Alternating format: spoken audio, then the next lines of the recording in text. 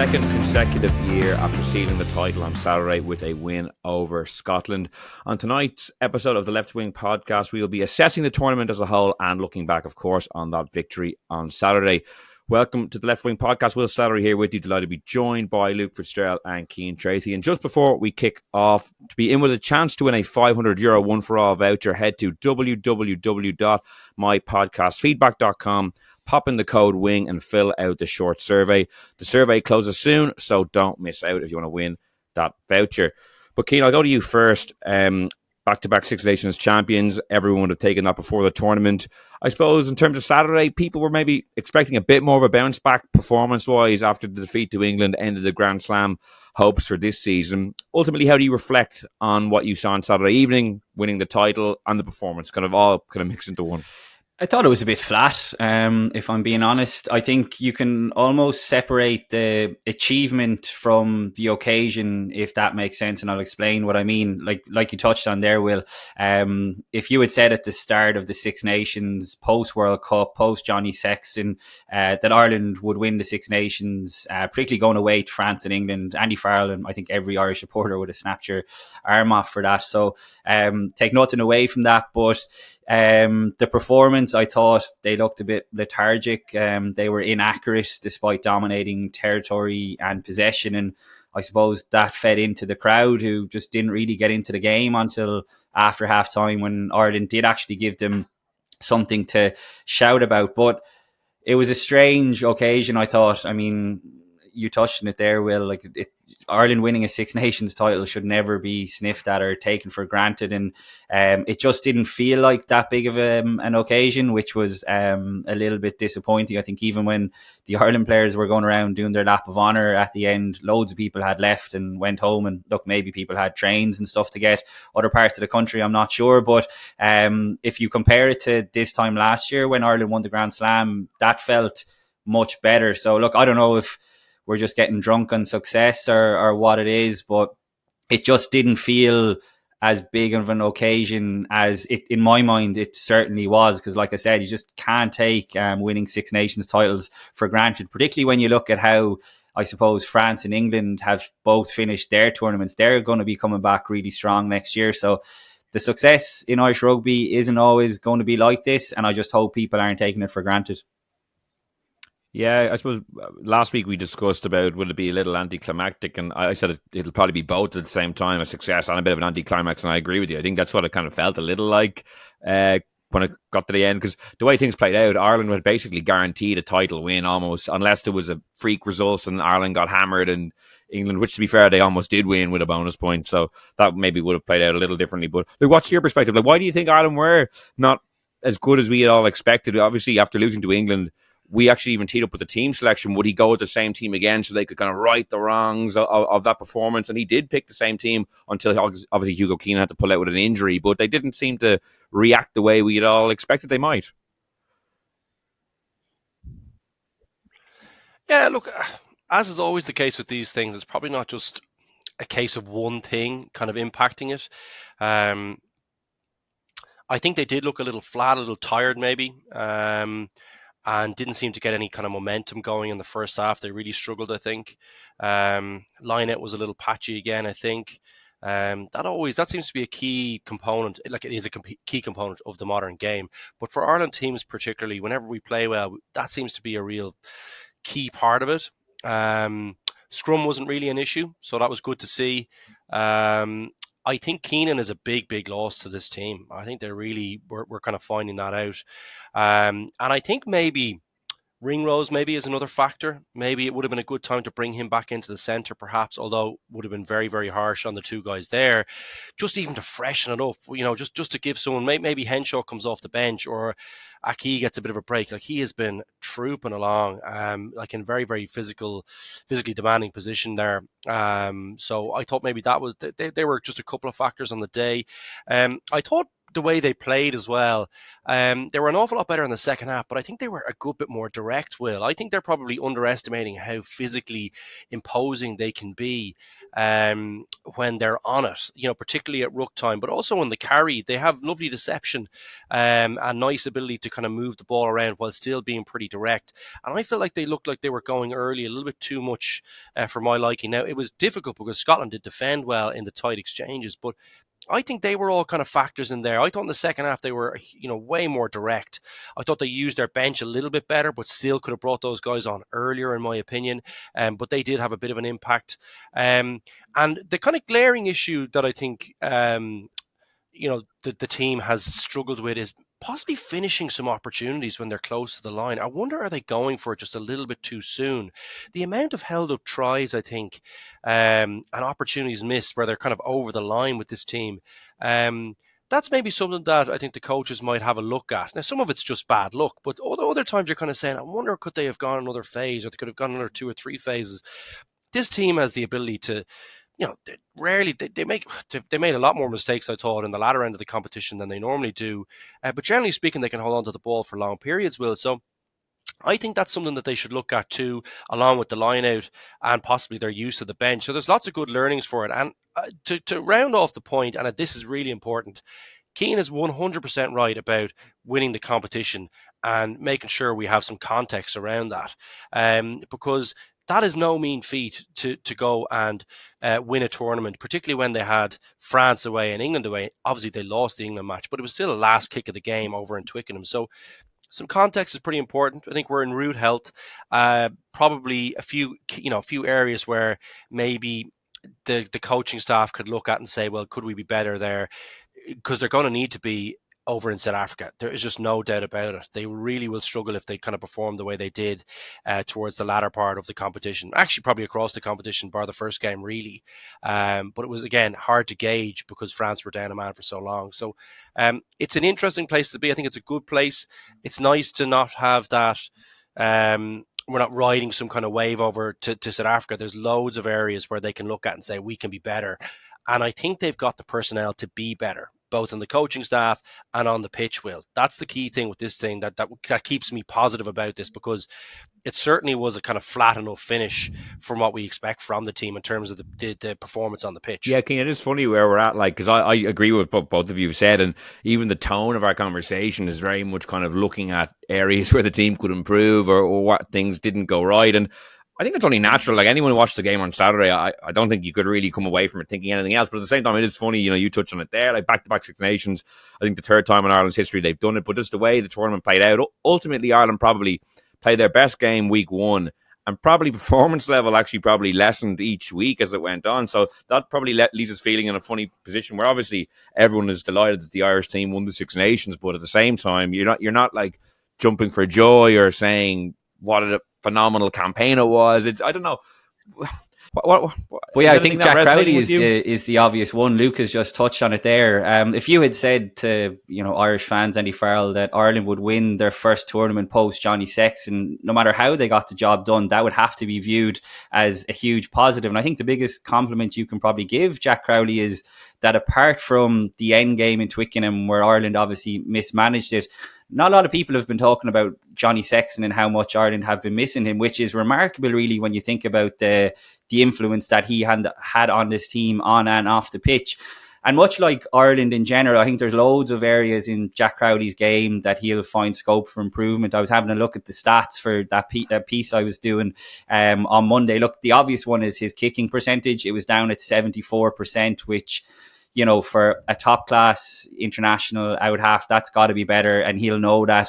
I think he'll look back at, I know it was a tough touchline conversion that he had in Twickenham for James Lowe's try, but if he had got that would have pushed Ireland into a 4-point lead, I think it was. So it meant that obviously England wouldn't have needed a penalty or a drop goal. They would have had to go for the try.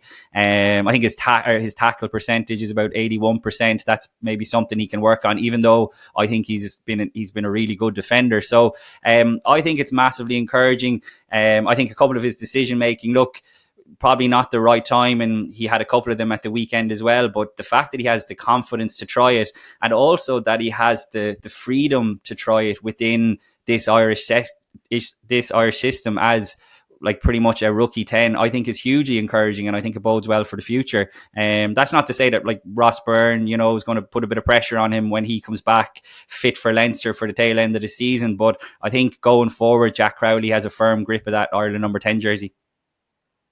Yeah, I think the point you make about, he slotted in so seamlessly that like the loss of Johnny Sexton wasn't really commented upon as a good one, because every team pretty much came in with varying degrees of upheaval or flux. Like obviously Antoine Dupont missing for France, Wales having a massive rebuild and stuff like that. But Ireland started the tournament so well that it would basically been put to bed after round 3, just with the way the fixtures played. Ireland were 15 out of 15.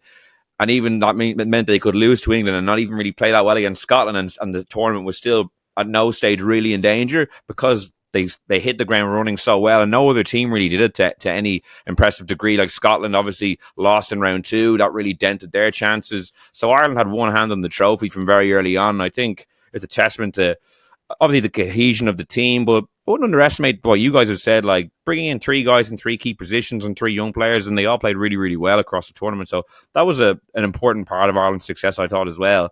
Luke, anyone else that you thought played well? I thought Jameson Gibson Park had a really, really important tournament for Ireland. Like he scored the first try of the tournament. He got man of the match in the last game. I thought, and obviously we touched on it last week, him having to move out of the number 9 position was maybe a key part of that England game when the game went away from them. I thought he really has kind of cemented himself as one of the world's best 9s, if not the best on form at the moment. Well, not the best with Dupont, but maybe he's not included in the sample. But he's certainly a very, very effective and a key component with this Irish team.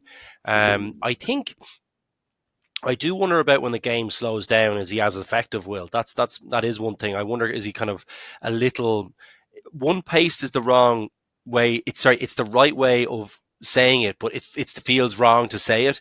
The pace is just, I always think it's just really, really high. Now that really can suit Ireland against lots of teams who can't live with them and can't live with their bench, and the kind of fitness levels and the ball and play time that they can do that, and they can do it for long periods very, very accurately. So Gibson Park is a key part of that. I wonder, say against the likes of South Africa when you're going backwards, or say in the England match when you're going backwards, you kind of wonder then, would you love to have just a splash of Murray thrown in there where you've got that kind of tactical nous and the ability to kind of be very, very effective and calm and slow the game down? You wonder, has he got a bit of that to go in his game? Because everything for this Irish team for long periods until they've come to kind of big matches has kind of flowed pretty well for them, and teams haven't been able to kind of contain them. But in the big matches, that is something that I'm kind of watching. I watch it for Leinster too, just that pace, not being able to kind of reset and slow it down and go just bring a team through a few crappy phases. I wonder about that. But yeah, no, he's brilliant. I think Cian's probably the best player in the team. Cian and Keenan are probably the 2 best players for me. I just think they are magic, the pair of them. Keenan is a huge, huge loss to this team. I think people are underestimating that. His ability to ball play, I think when he's playing at his best as well, that pace, that top-end pace that he has and the fitness levels. And he's also, I think his tackling has really improved in the last couple of years. And he's so solid under the high ball with a good kicking game. I think Keenan is one of the most complete players in the game. And he is a huge, huge loss to this team. So, yes, agree on the Gibson Park point. He might be the most important given the tempo, but I feel like there might be some issues. The other 2 for me, I think they might get in a world 15 ahead of him. Ahead of Gibson Park. I think Gibson Park is sadly subbing to Dupont when he comes back. But other than that, it's a brilliant, like you could make a good case for Doris as well.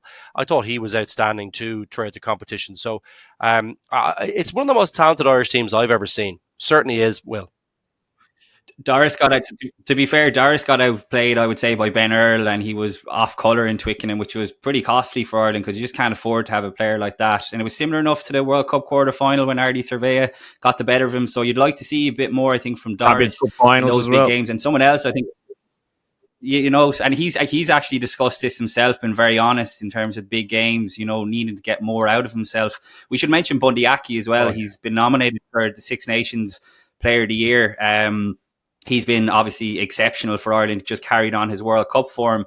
And look, I was probably not surprised when I saw the nominations because props just don't seem to get any love when it comes to these awards. But I thought Andrew Porter was just, like, I think people take it for granted that he plays 70 plus minutes, most games at test level as a prop. We touched on it earlier. Ireland's scrum was excellent by and large in this Six Nations. They absolutely destroyed Scotland on a couple of them at the weekend. And I thought Porter maybe silenced a few of his critics post-World Cup as well. And look, we know how good he is in the loose in terms of his carrying. Really nice finish for that set-piece try that they scored at the weekend. And we've seen how much of a jackal threat he is as well. So I was really encouraged to see that Ireland went to a 5 metre tap play, because I think when you're looking forward, I think the timing of Andrew Goodman coming in to replace Mike Catt as backs coach is very timely. I think no harm to have a bit of fresh eyes and things. And you look at Leinster's set plays, they've been pretty good, particularly in that Champions Cup final last year, which obviously stemmed from Goodman's area of expertise. So I think that's coming at a good time. Peter as well. O'Mahony, obviously, Luke, potentially his last Ireland game, and still he hasn't made his decision. Nice to see him lift the trophy. Obviously, a nice moment with himself and Tyke Furlong. You know, if it is Peter O'Mahony's last Ireland game, obviously you would have played with him, you know, in your career as well. He's been a warrior for this team for a long time, believing with 5 Six Nations medals, I think, which is extremely impressive. I think he started 22 out of 25 matches across those 5 tournaments. So he's been a mainstay for some of the great days of the team. Like, how would you sum up his contribution over, 10, 12 years? Oh, he's been an incredible servant, hasn't he? And what a talent too. I think that probably goes because it's probably in an area of the game where maybe it doesn't come into into focus as much. But that defensive line-out ability has been a real cornerstone for Munster and for Ireland for, you know, since he's had the jersey. You know, hard as nails, you know, brilliant on the deck, probably less explosive in the attacking part of the pitch towards the kind of maybe the second half of his career, but still very, very effective, and was brilliant for Munster actually in that part of the game towards the end of last season. But brilliant player, really good guy, nice to have around the setup. You know, doesn't suffer fools. Always a great interview. I think we'll miss him in that sense, or you guys certainly will miss him, I'm sure. But yeah, I think it's a nice way if it is the time that he decides to call it a day and to move on. He can be very, very happy and fulfilled with what was a brilliant career. And I think the Munster thing is probably a good time as well, having won last season. I think that might even have had more of an impact. That was a real something that I think had been a bit of a bugbear for the likes of himself. And Murray, I know, was involved in 09, I think. I don't know if Pete was, but you know, he just hadn't won anything with them in quite a long time. So I think that kind of ticked that box for him and might have played some kind of part in him saying, well, maybe this might be the time to go. So yeah, look, we wait and see on the decision. Still looks in pretty good shape to me. But I suppose if you're thinking about it, you'd always be thinking, well, you know, if you're thinking it's time to retire, it might well be time to go. And that seemed like a nice way to round off a brilliant career, going out on top at Six Nations as captain. So, we wait and see. Wish him all the best with the decision, of course. Yeah, I think himself and a few other Irish players got their 5th medal at the weekend. I don't think off the top of my head, there can't be many other guys with 5 Six Nations medals. I'd have to dig into the stats for that, but it's a phenomenal achievement. Cian, you know, you were writing about Peter O'Mahony, I know, after the match and potentially his last game. Like, he was very emotional. Like, it's funny, the rumours were obviously people were talking about it before the game. Once you saw him on the anthem, I think people were like, okay, he's definitely retiring, because he just looked even more kind of emotional than usual. His eyes were closed. He took like a few extra seconds before the game kicked off to kind of soak it all in. Do you think it is his last Ireland game? My gut would say yes. Certainly last week, I had heard murmurings that it was going to be. And look, it's one of those stories where you're always very reluctant to go near someone, you know, retiring someone without allowing them to do it on their own terms. But I think as the week went on, the whispers started growing louder and louder.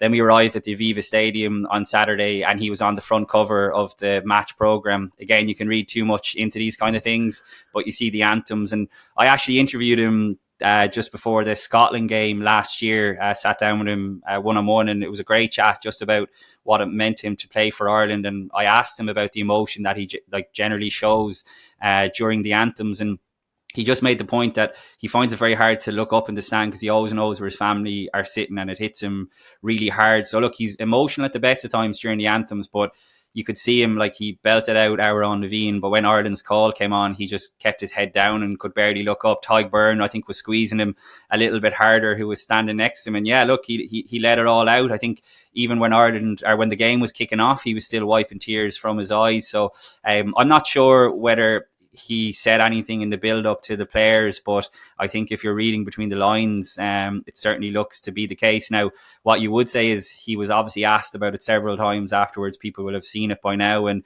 he did leave the door open, but like, as Luke has touched on, what a way it would be to go out if it is his final game. I still think he has something to offer, I have to say. I think definitely in Munster he has something to offer. That's been evident this season when he hasn't been playing. They've really lacked his leadership. The understanding is he has been offered a fresh deal at Munster. There's been no word yet whether he has signed that or not. He's going to come off an IRFU central deal. So obviously, like, look, he said he was going to talk to his family this week and then make his decision, as it should be. Like I said, I think these guys should get to go out on their own terms, but that's the thing, not everyone gets the sort of fairy tale send off, and by captaining your country to a Six Nations title, and like the country's Six Nations title and Peter O'Mahony's fifth, is an amazing achievement. And I thought it was brilliant as well that it was his best game of the championship. I think he'd be the first to admit that it probably wasn't a vintage performances from himself on a personal level, but I thought he was excellent. I thought he was actually one of Ireland's best players for the time he was on the pitch. So maybe that would add to the sense that what a time it would be to go out. He's been a brilliant servant. Yeah, I agree with you. I think it makes sense for him to continue at Munster as well if his body is still able, and it looks like it is, because I think especially, when the internationals are away, to have Peter O'Mahony there still, contributing, steering the ship at club level, I think would be massively beneficial. Looking ahead to South Africa, I know we touched on it, Luke, a bit, like Andrew Goodwin coming in. That's kind of one of the, I know he won't be coming in until afterwards officially, but that'll be one of the things that'll change in the near future, because South Africa will have had to listen to all the talk over the Six Nations of how good Ireland are. Sam Warburton saying we're the best team in the world, and obviously the loss to England kind of deflated a lot of that talk, but it's still teed up to be like a real clash of the Titans. South Africa haven't beaten Ireland under Rassie Erasmus, 2 defeats out of 2, and I know they won the World Cup, but that little statistic will be annoying them. And first test in Loftus Versfeld as well. Like, it's teed up to be a brilliant summer. Yeah, can't wait to see those matches. Yeah, kind of excited already for them. I think it'll certainly be one that they'll want to tick off the list, because it left a little bit of. I thought they got a huge amount of praise at the World Cup, and rightfully so. They won the competition, but they lost. They still won a World Cup losing a game. So I don't know. It just shows you how tight the competition is between the top 4, if you ask me. So I think, knowing a little bit about Rassie, I would say, and just those South African guys in that team, they'll want to right that wrong and make sure they kind of put an exclamation mark behind them being the number 1 team in the world. And to my mind, losing to Ireland, that was a big match. They probably were saved a little bit that they'd beaten Scotland. That took a little bit of pressure off. So maybe the need wasn't as great as maybe Ireland's need, but that was certainly not part of the plan, losing that game. It put them into playing France, it meant they were probably playing France in the quarterfinal, which was really not ideal, and they scraped through that one as well. So, yeah, I don't know. I think that'll be brilliant. I think there'll be fireworks in that one. I think South Africa really, really want that one, even if they haven't publicly admitted it yet. That will have hurt at the World Cup. They have kind of publicly admitted it. Rassie Erasmus was doing a press conference last week when he was unveiling Jerry Flannery, his new defence coach, and Tony Brown. And I think he said that, what was the word? He wanted to rectify the record against Ireland, because he's obviously never beaten Ireland. So look, it's going to be a fascinating contest, isn't it? It's almost a pity that there isn't a third test added on to the end of it, because you could definitely see it being 1 test each. But if Ireland go down there and win a test, I think it would be another unbelievable feather in the cap for this team. It's going to be interesting to see how Farrell goes about it. I don't necessarily think there's going to be sweeping changes to the team. If that was O'Mahony's last game, then sure, you'd have someone like Ryan Baird coming in, and he would match up really well with that Springboks pack, you'd imagine. So the summer is going to be unbelievable. The November schedule, like with the All Blacks coming to town, with Joe Schmidt's Australia, Fiji, and who's the other team? Remind me. Argentina. I mean, that is an unbelievably tough November schedule as well, particularly with how well Fiji played at the World Cup. So even though there might be a bit of a lull for the next kind of couple of weeks anyway, at least before the Champions Cup sort of kicks back up, there is so much top-class rugby to look forward to in terms of an Irish context for the rest of the year, even though the Six Nations is just over. I know, it's unbelievable. Like the All Blacks Friday Night Lights, I think as well. It's 8:15 on a Friday night to kick things off in November. That's going to be epic. And then you have, I know we're looking a real far ahead in a year's time, like Ireland going for the first ever 3 in a row, Six Nations. You know, I think no one's ever won 3 outright titles in a row, because they used to not, if teams level on points back in the day, it was like a shared title. So a bit of history potentially there. So for the next 12 months, even, you're looking ahead in Irish rugby. There's so much on the agenda. You know, look, it's interesting because, like, you know, going through those windows, like, if there's not much room for experimentation. Like, you have 2 games against South Africa. Like, people want to win those with you. Like, you'll have to almost go full team. And then November, obviously, you have a little bit of scope with Fiji and potentially Argentina, but then you have New Zealand and Australia as well. It'll be interesting to see how Andy Farrell manages this period, like what kind of squads he picks, because traditionally he's liked to have gone pretty close to full strength in those windows. So if people are looking for tweaks or new faces to come in. Now, we saw in the Six Nations that they were able to bed some guys in while still winning the tournament, but it'll probably have to be that approach going forward, because there's those fixture windows, like there's a lot of big games there that he'll want to win. Yeah, but I think they're probably better because it probably forces you not to make wholesale changes, Will. And I always think that's a way fairer way of introducing someone to international rugby versus, you know, the amount of good careers or potential careers that have been absolutely mutilated by coming into, a wholesale changes, like 10 changes for a match week to week in the middle of November for, you know, a fixture against a tier 2 nation. So that has never sat unbelievably well with me. I always felt like it was one of Joe Schmidt's greatest achievements at Leinster was the amount of talent that he brought through. And I thought he was always great at introducing them and giving them proper chances against big teams, but also not having come in. There might be 2 or 3 changes for week to week. And I think Farrell has a bit of that about him as well. He looks like a guy who doesn't pick, he picks the best team available to him, but if he has to make a change, or he feels it's important to make a change, he'll do it, and he'll do it fearlessly. And he seems to be able to instill a confidence in all the players. And I also think, there's a like Goodman is obviously the wrinkle in this, but I still don't think, just from looking at Leinster, that there'll be massive changes from what he's doing to what, from what Cat has been doing. So I think it's an easy system to fit into. I think a lot of the provinces are trying to play the same way. And I think that always helps. So yeah, I think they might introduce 1 or 2, or they might be forced to introduce 1 or 2 over the period against great teams. And that's always where you want to see that. I don't want to see someone trouncing, a kind of a tier 2 nation. That doesn't really tell me anything about whether that person is able to play international rugby. And I think the coaches will feel that way too. So I think it's a brilliant period for them. I think because there's lots of big games, there'll likely be some injuries.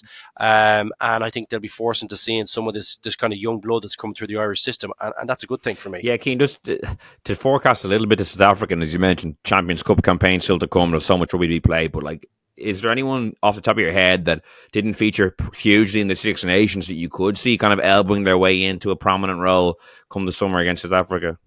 Mac Hansen, I think, is the obvious one. And I will reiterate, I thought Calvin Nash was excellent. And I think he has probably proved some people wrong as well, particularly Johan van Graan, who just didn't seem to rate him at all during his time in charge. So he's benefited hugely from Mike Prendergast coming in and being, Luke just touching it there about how the provinces are far more aligned in terms of their playing style.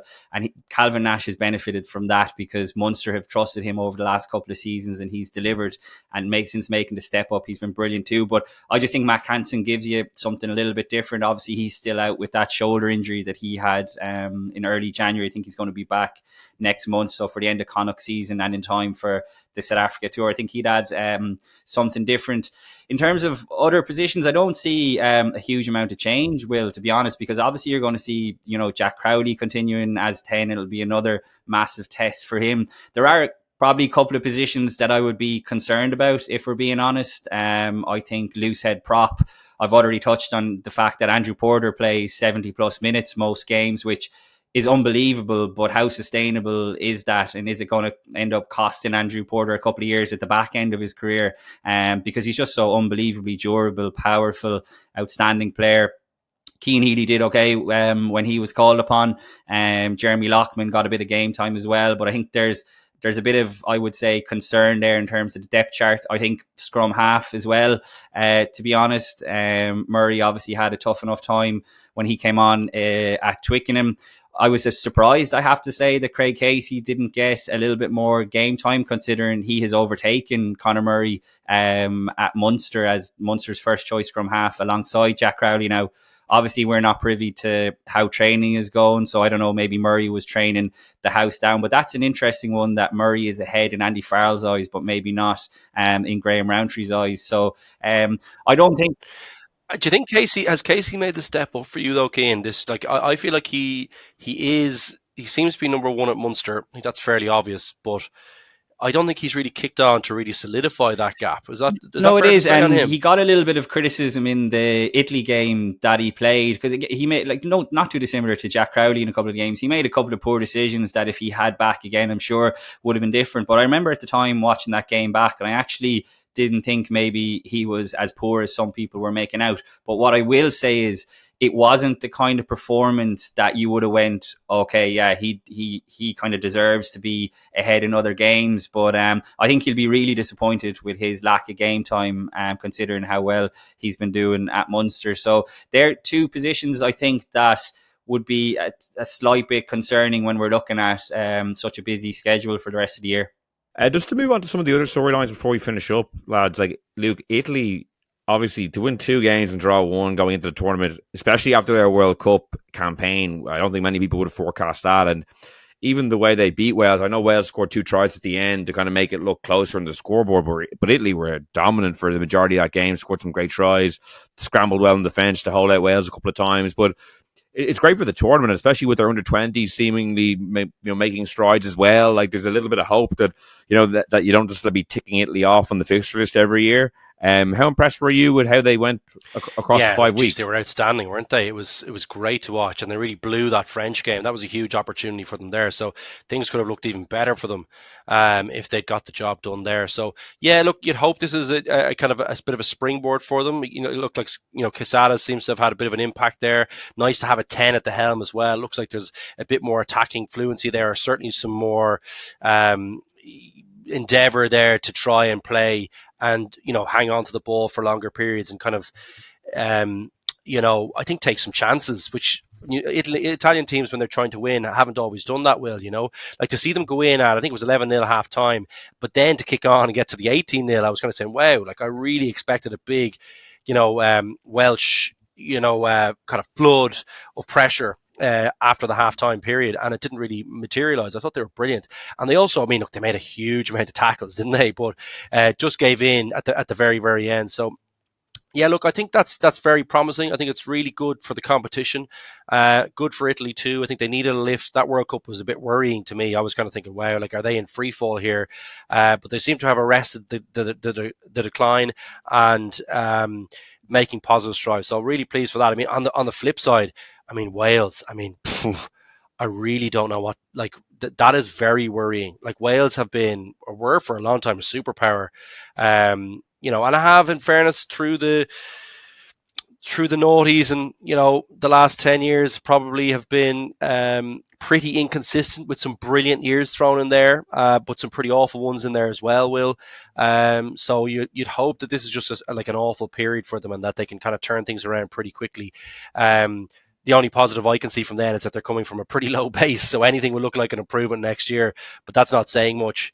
Gatland had kind of made it all about himself at the end of the game, offering the resignation, this kind of stuff. But it wasn't really time for that wasn't a time to be talking about stuff like that. That was you leave that for the kind of post-mortem after the tournament for talk of resignations and offer this kind of stuff. I just thought that was a real ego-driven kind of comment and not helpful at all. I think what people are looking for over in Wales is, just give us an honest assessment of where you think the team is at and why, and where is there a plan to move things forward? Because as far as I can see, it looks like in the background they're going to be reducing, the caps on the regional squads, so that's going to put more pressure there. Can they hang on to the local talent?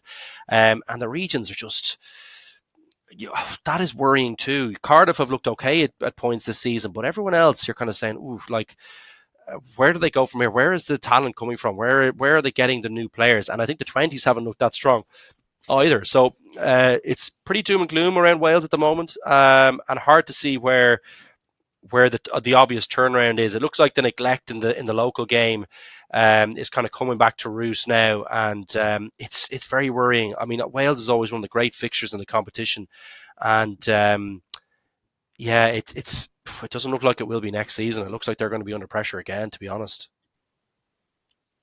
Yeah, I think they've only won, 2 Six Nations games in the last 3 campaigns, Cian, or something like that, because they lost to Italy, obviously under Wayne Pivac, and then he ended up leaving after that campaign. And you look at their team sheets. I think, I said this last week. When you look at their 2 team sheets going into the game, I just thought Italy had a better team out there. Like the Warren Gatland bought some time, I suppose, with the narrative that it was a young team and a new era, but then to come away with 0 from 5 and to be 18-0 down at home to Italy, just like, I'm not surprised that the thought of resigning did enter his head, but I agree with Luke. It was just kind of a bizarre thing to come out with after the game as well. Like, what did you make of that? And just, I suppose, how it unfolded on Saturday? I think it was a bit of a PR stunt, really, from Gatland. I'm sure he went in there pre-planned that he was going to bring this up, because by wiping the slate so clean, I think he kind of went, well, obviously he didn't say this and I'm totally paraphrasing, but like, what do you expect me to do? Like, these guys have little to no international experience, and obviously it backfired. And I agree with what Luke said. Like, Welsh rugby is in the doldrums. Like, this looks like rock bottom, but it could actually get worse. I know they've finished bottom of the Six Nations win list, but like you touched on, you look at the lack of quality, you'd have to say, coming through the 20s over the last few years. And the most worrying thing is, apart from the regions which are just in dire straits, is that they've already lost, I would say, a generation of talent after the Alwyn Jones golden era of Lee Halfpenny, Liam Williams, Dan Biggar, all those guys. But if Welsh rugby continues on this trend, then I think they're in danger of losing a second generation. Because if you're a young boy or girl in Wales and you play rugby and you like rugby and you're tuning in to watch the Six Nations on a Saturday afternoon and seeing Wales lose every single one of their games, you might be tempted to just go off and play football. I believe the numbers are really rising in Wales at the moment. Now, not that the Welsh national team, the soccer team, are any great shakes either, but it just can't be good for inspiring the next generation when you're seeing your team lose. So this could be about to get worse before it gets better, I think, for Wales. And just to touch on Italy, I mean, they were, apart from Ireland taking off our green tinted glasses, like, they were the story of the Six Nations Championship, weren't they? I mean, to think that they could have and should have had 3 wins, but for that missed Garbisi kick in France. And the most frustrating thing is that they actually still finished second bottom. When I saw the table at the end, I was like, how? Yeah, that was just cruel. That was just so cruel. Like, it's so wrong that they still finished second bottom, because they were better. Like, if you were ranking or rating Team Six Nations and how happy they would be, like Italy, that's as good as they could have really hoped for. And it was the quality of tries and the quality of their attack against Wales was just sensational. This was something that we touched on the pod last week, lads, that the quality of their backs are just brilliant. And if they can add a couple of the under-20s that are coming through into the pack, like I thought Lamaro had a great Six Nations. You look at Brex and Menincello, they were both outstanding. I thought they'd miss Capawatsu at the weekend, but the fullback who came in did really well and scored a cracking try. So things are looking up for Italy. And it seems like they've finally arrived after a few false dawns. And like you touched on there, Will, I mean, if you get to a stage where you're not just, assuming that, if Ireland are going to get 5 points every time they play Italy, then that is unbelievable for the competition and unbelievable, I think, for world rugby. It's just brilliant to see. Well, I touched on the fixtures being announced for next year. Like, Ireland's last game is in Rome as well, so Ireland could be needing that win to win a Grand Slam or to win a Six Nations, and it'll be interesting. Like, that championship decider, will it be between Italy and Ireland? Potentially, who knows if they can keep this trajectory up. But as a finish on Luke, with Luke on England and France, like, obviously that game was very entertaining. I know you said you didn't think England had any chance. Ultimately, they didn't win, so technically you were on the right side of the prediction. However, it was obviously a brilliant game. England, what I was touching on last week is if they performed well again, they would maybe leave the championship with a good deal of credit. And I think they can be pretty positive, considering in defeat against France, I think they're a lot better off than they were, say, when they lost to Scotland or 2 or 3 weeks earlier, when people were questioning whether Borthwick had a future. Now there looks like a defined way they can go forward. They have 2 games against the All Blacks on summer, which will be tricky, but they can go into that feeling a lot better about where they're at than they could, a very short time ago. Yeah, I mean, I suppose they just ran out of time, didn't they? The poor English souls. But yeah, and they got pretty unlucky. I think Marcus Smith doesn't do great for that that kind of weird try from that line out, the overthrow and the kick through. Like, that was a really odd one, in fairness to him, but he still probably should have done a little bit better. So yeah, I mean, they were very close to pulling off a pretty famous victory from as you were saying, a team that was getting it in the neck for quite a good portion of this competition. That would have been a serious turnaround to have beaten Ireland and France at the end of the tournament, and they very very nearly did. So yeah, it was a decent finish to the competition for them. I feel like it'll be the usual thing with them. I think they'll think they're a bit further ahead than they actually are. I think France are at a pretty low ebb at the moment. I think Ireland didn't play poorly over in Twickenham as well, and they kind of only just scraped by Ireland, and only just they lost, but it was I think they should have done a little bit better against France. Like, France are not playing well at the moment, so I think maybe it's a case of not being as good as you think you are. I think there's still a bit of a journey for them to go on. I thought a lot of the talk was about the attack, and I thought that was pretty miserable for lots of the competition, and certainly did improve in the last 2 games. I think Marcus Smith looked like he made a big impact there. So there's some thinking to be done on that. But I actually thought it was Felix Jones' impact at defence. I thought they really defended well against Ireland. They were an awful lot better against France for long periods as well, Will. So that looks like it's coming to fruition. Interesting to see if they can build on this now going forward. I would suggest they're not as good as they think they are. And I think there's an awful lot more work still to do with England. I feel like, though, with the coaching staff they have, just knowing some of the personalities, Felix obviously, but Borthwick, knowing him from a distance a little bit, I think that it won't be for a lack of work and humbleness from the English coaching staff that'll stop this team moving forward. I think they've looked like they've made the right appointments, to the management team, and I expect them to get better. I just don't know by how much. I still feel like they're a couple of players short of being better than Ireland and beating Ireland away from home. And I still feel like when France have a full deck to pick from, I still think they're a little short of them as well, Will. So that's probably my feelings on England. I thought it was a really good turnaround at the end, but still a bit to go on the journey for me.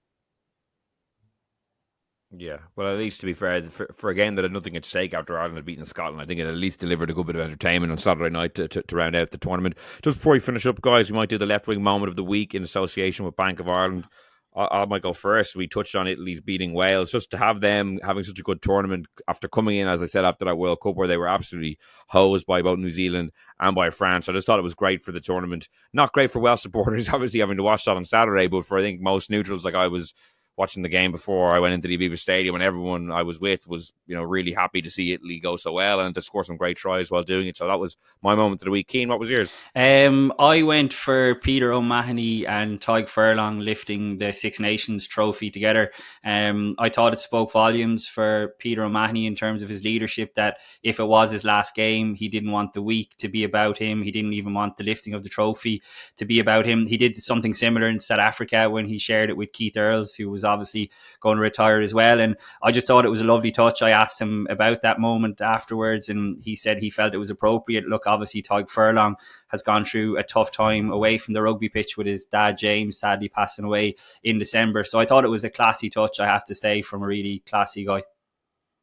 Yeah, no, it was a nice way to round out the campaign. And Luke, I'll give you the last word. What was your moment try, of the weekend? wasn't it? Quesada at work, it looks like. Beautiful set play.